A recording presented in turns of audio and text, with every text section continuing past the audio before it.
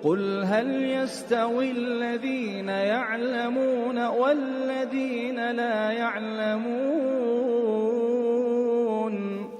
بسم الله الرحمن الرحيم. الحمد لله والصلاة والسلام على رسول الله وعلى آله وصحبه ومن والاه, amma ba'd. Pelajaran kita kali ini adalah pelajaran yang ke-11 dari pelajaran Tauhid Madrasah Islamic Center Al-Kharj.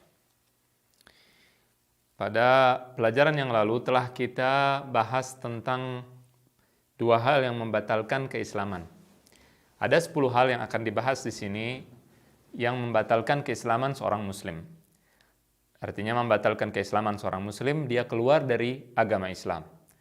Namun 10 hal tersebut bukanlah semua hal yang menyebabkan seorang muslim keluar dari Islam. Tidak semuanya. Cuma itu adalah hal yang sering terjadi dan juga banyak dilakukan oleh orang Islam tanpa dia sadari. Sebagian dengan sadar, sebagian tanpa disadari. Yang pertama adalah syirik dan yang kedua adalah menjadikan antara dia dengan Allah perantara-perantara.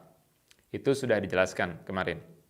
Sekarang kita akan mempelajari tentang siapa yang tidak mengkafirkan kaum musyrikin. Man lam yukaffir kafiran fahuwa kafir. Siapa yang tidak mengkafirkan orang kafir, maka dia kafir. Ya, jadi yang ketiga adalah yang bisa mengeluarkan seorang dari Islam, jika dia tidak mengkafirkan orang kafir, maka dia yang kafir.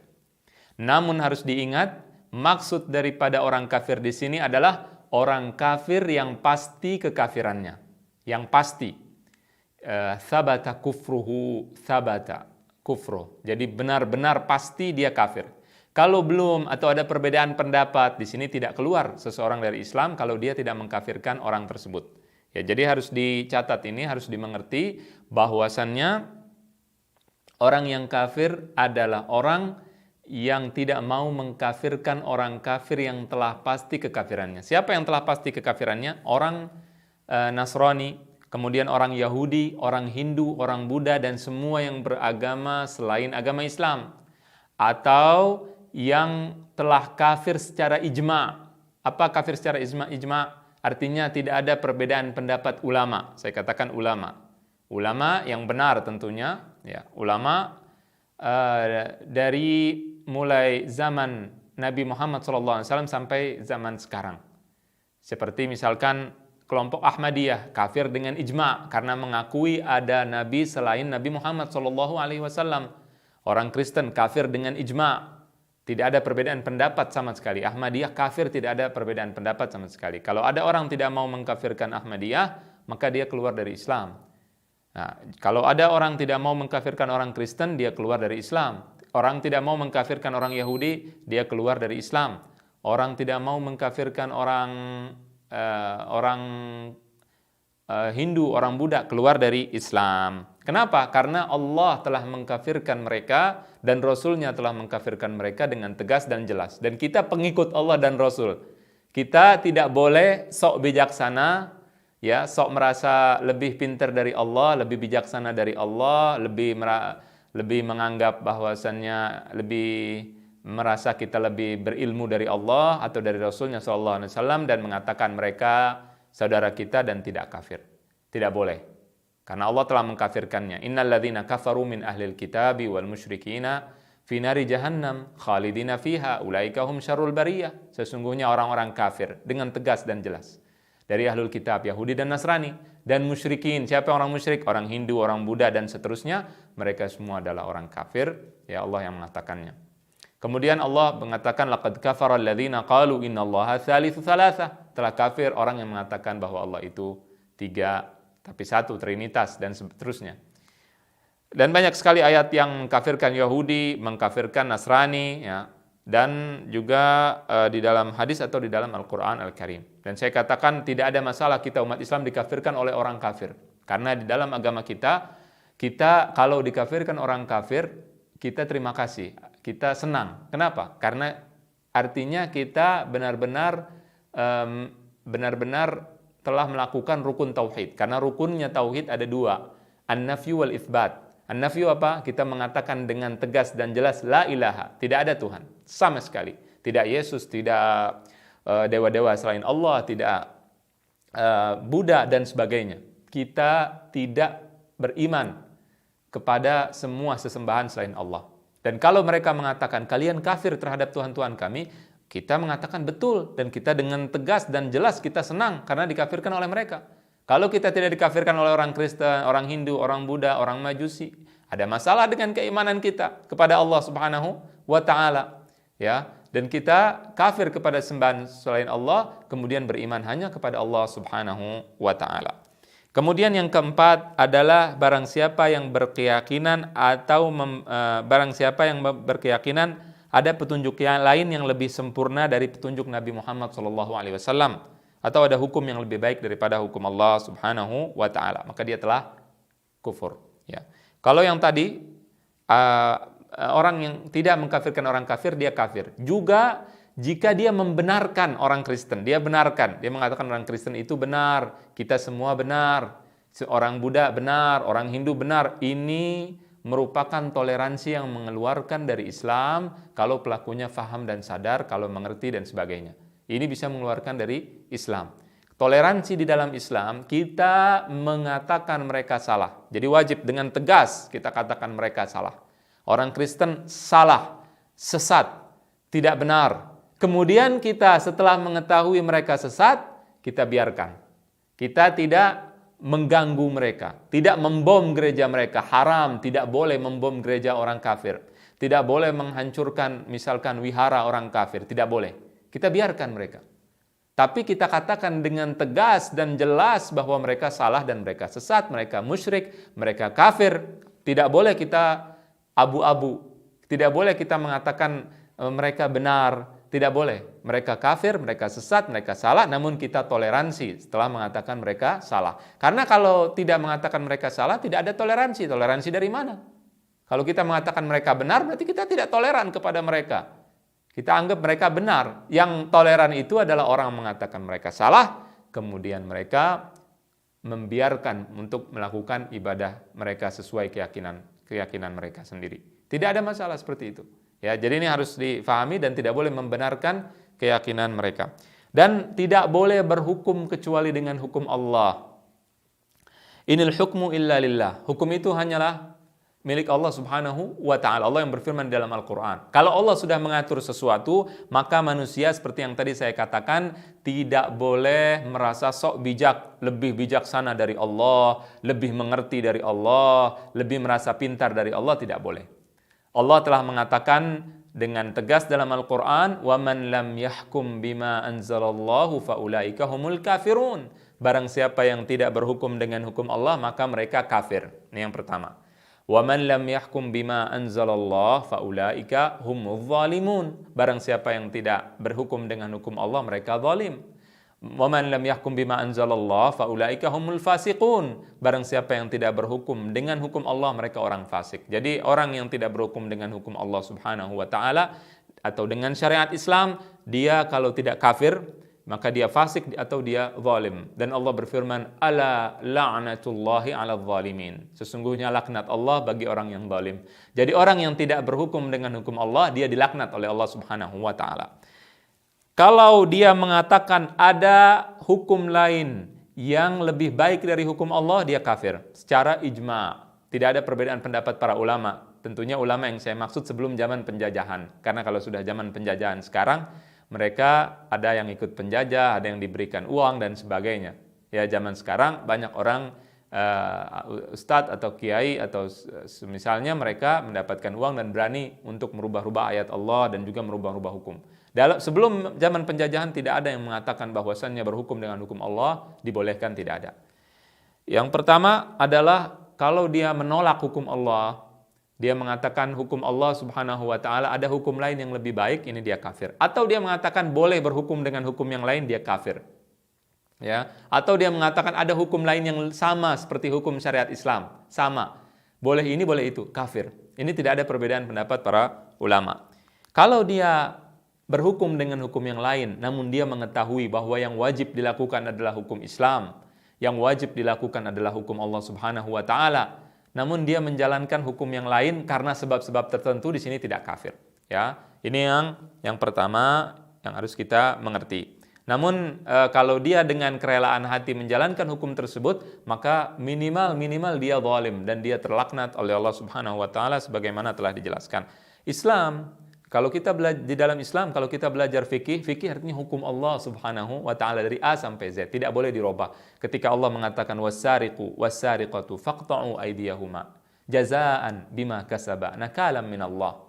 Itu artinya diwajibkan bagi kalian para pencuri laki-laki dan wanita wajib dipotong tangannya. Sudah tidak ada lagi, tidak boleh kita berbeda pendapat, tidak boleh kita mengatakan ada hukum lain yang lebih baik zaman sekarang, atau kita mengatakan di Indonesia tidak berlaku hukum syariat Islam karena Indonesia bukan negara Arab, seolah-olah Allah itu berasal dari Arab. Ya, kemudian mereka menolak juga hukum syariat Islam, dia mengatakan tidak cocok di Indonesia, tidak benar.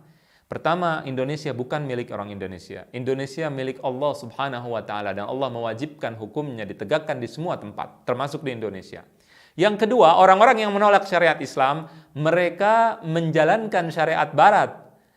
Undang-undang yang mereka sekarang terapkan adalah undang-undang yang berasal dari penjajah masa lalu. Itu ketika penjajah meninggalkan Indonesia, dipakai undang-undangnya di Indonesia. Mereka pakai undang-undang barat, mereka adopsi undang-undang barat ditaruh di Indonesia. Pemikiran sekularisme, pemikiran nasionalisme yang sekarang, seperti yang sekarang banyak dipahami oleh banyak orang Islam di Indonesia, itu juga pemikiran yang hasil dari pemikiran barat. Di Indonesia bukan barat. Kenapa pemikiran-pemikiran syariat atau hukum-hukum yang berasal dari luar, dari barat, kemudian dipraktikkan di Indonesia? Kenapa? Tapi kalau syariat Islam bilangnya dari Arab dan tidak boleh dipraktekkan. Ini tidak benar.